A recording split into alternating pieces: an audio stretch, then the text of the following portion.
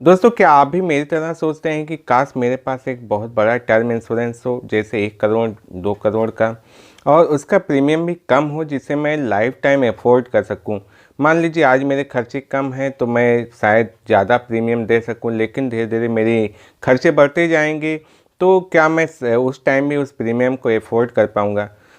तो आज मैं बात करने वाला हूं कि मैंने टर्म इंश्योरेंस क्यों ख़रीदा, मुझे क्या क्या ऐसी बात लगी कि मुझे टर्म इंश्योरेंस खरीदना चाहिए, और मैंने उसे कैसे ख़रीदा, मेरा शुरुआती सफ़र क्या था उसे रिसर्च करने का।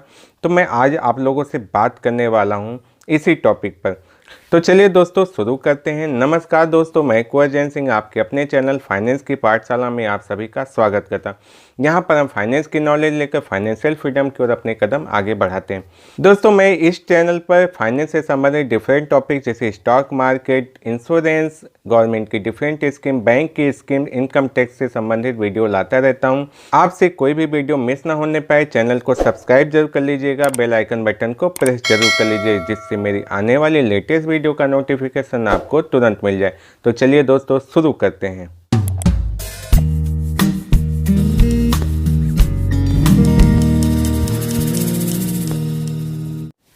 वेलकम अगेन दोस्तों, मैं बात कर लेता हूं कि मुझे टर्म इंश्योरेंस का आइडिया कहां से आया। जब मेरी जॉब लगी तो मुझे लगा कि अब मेरे पास एक इनकम का अच्छा सोर्स है, तो मेरे ऊपर धीरे धीरे लाइबिलिटी भी मुझे महसूस होने लगी कि अब मेरी शादी हो चुकी है, मेरे घर के खर्चे बढ़ चुके हैं, और मैं बहुत ज़्यादा अपने आप को फाइनेंशियल सिक्योर करने में भरोसा रखता हूँ। तो मुझे लगा कि जो मैं प्लानिंग कर रहा हूँ अपनी फैमिली को लेकर, अपने बच्चे की अच्छी शिक्षा, उसकी शादी, उस समय मेरा बेटा है बेटी, मेरा बच्चा हुआ भी नहीं था, और घर की ही जिम्मेदारी को मैं देख पा रहा था सिर्फ, कि मेरे फैमिली की जो भी जिम्मेदारियां मेरे ऊपर हैं। तो मैं एक बड़ा प्लान सोच रहा था कि जहां मुझे एक अच्छा कवर मिल सके। मैंने ट्राई किया जो ऑलरेडी मार्केट में उपलब्ध हैं, जैसे LIC का इंडोमेंट प्लान। तो मैं मुझसे जो भी LIC के एजेंट मिलते थे, तो मैं उनसे पूछता था कि मुझे 1 करोड़ का प्लान कितने में मिल जाएगा। तो 1 करोड़ का कवरेज अमाउंट वहाँ पर बहुत थोड़ा ज़्यादा ही प्रीमियम बताते थे। मुझे लगता था कि शुरुआत में हो सकता है कि मैं लाखों रुपए अफोर्ड तो कर लूँ, लेकिन मेरे खर्चे जब बढ़ेंगे तो मैं शायद अफोर्ड ना कर सकूँ। तो मुझे उस समय ये टर्म इंश्योरेंस का कोई आइडिया नहीं था कि टर्म इंश्योरेंस जैसा भी कुछ होता है, जहाँ पर आप प्योर इंश्योरेंस ले सकते हैं और प्रीमियम कम होंगे। तो ऐसे ही मैं सर्च कर रहा था कि कम प्रीमियम का इंश्योरेंस कैसे मिल सकता है। 3 तरह के विकल्प उपलब्ध हैं, एक आपका एडवर्टाइजिंग, दूसरा आपका गूगल, और तीसरा यूट्यूब सर्च। तो मैंने विज्ञापन देखा हुआ था पॉलिसी बाजार। जिंदगी का कोई भरोसा नहीं है। अपने बाद परिवार के सहारे के लिए टर्म लाइफ इंश्योरेंस करवाओ policybazaar.com से। महंगा नहीं है। विज्ञापन से समझ में आया कि कोई ऐसी चीज़ है जो ज़्यादा कवर दे सकती है। उसे मैंने गूगल पे सर्च मारा, टर्म इंश्योरेंस के नाम पर मुझे जानकारी मिली। अब मुझे चाहिए था थोड़ा डिटेल में कि टर्म इंश्योरेंस होता एग्जैक्टली क्या है। तो मैंने यूट्यूब पर भी सर्च मारा, काफ़ी जो यूट्यूब पे ऑलरेडी इंश्योरेंस पर वीडियो बनाते हैं, मैंने उनके वीडियो को देखा, और मुझे लास्ट में समझ में आया कि अब एक बार मुझे पॉलिसी बाज़ार पे भी क्लिक करने चाहिए। तो पॉलिसी बाजार एक एजेंट के रूप में काम करता है, डिस्ट्रीब्यूटर के रूप में, जहां पर आप बहुत सी कंपनियों के term insurance, health insurance compare कर सकते हैं, देख सकते हैं। तो यहाँ कोई दोस्तों पेड प्रमोशन नहीं है, या फ्री का भी प्रमोशन हो रहा हो तो अलग बात है। मैं तो सिर्फ अपनी एक्सपीरियंस आप लोगों से शेयर कर रहा हूँ। तो पॉलिसी बाजार पे मैंने अपनी कुछ डिटेल्स फिल की। शुरुआती समय में डर लगता है कि आप किसी को अपनी डिटेल शेयर कर रहे हैं, कहीं मिसयूज ना हो जाए, लेकिन ऐसा कुछ हुआ नहीं। वहाँ पर मेरे पास रिटर्न्स कॉल आए, हमारी लंबी बातचीत चली।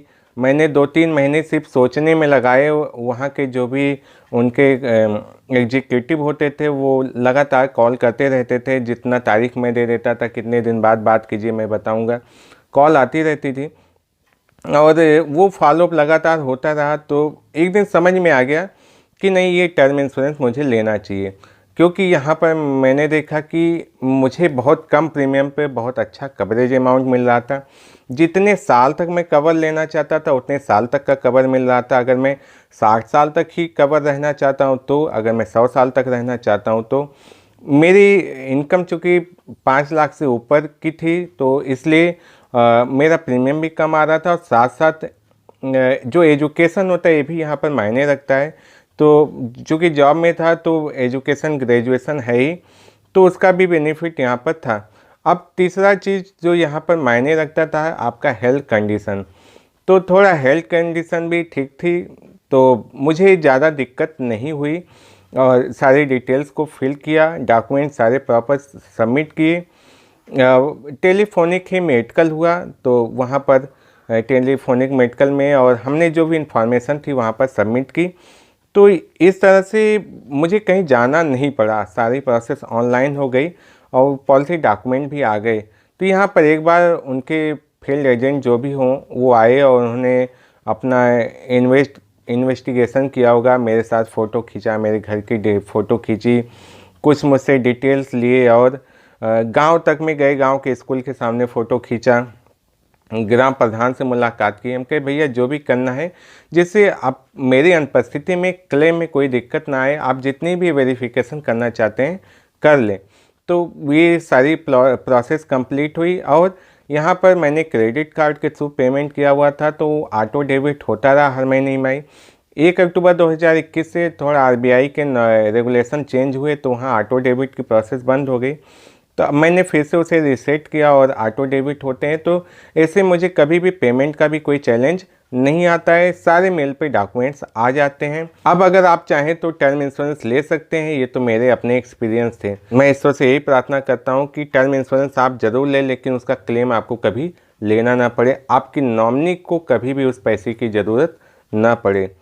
तो दोस्तों ये रही मेरे एक्सपीरियंस, मैंने क्यों टर्म इंश्योरेंस लिया और थोड़ी बहुत मैंने प्रोसेस भी आपसे डिस्कस कर दी। ये इन्फॉर्मेशन आपको कैसी लगी? अगर ये आपको हेल्पफुल लग रही है तो इसे अपने दोस्तों के साथ भी शेयर ज़रूर कीजिएगा। एक बार लाइक का बटन ज़रूर दबा दीजिएगा। कोई सवाल और सुझाव है तो कमेंट बॉक्स में ज़रूर लिखिएगा। जाते जाते आपसे फिर एक बार रिक्वेस्ट करूँगा, चैनल को सब्सक्राइब जरूर कर लीजिएगा, बेल आइकन बटन को प्रेस जरूर कर लीजिएगा। फिर मिलते हैं किसी और पाठशाला में ऐसी फाइनेंस की नॉलेज के साथ, तब तक के लिए नमस्कार।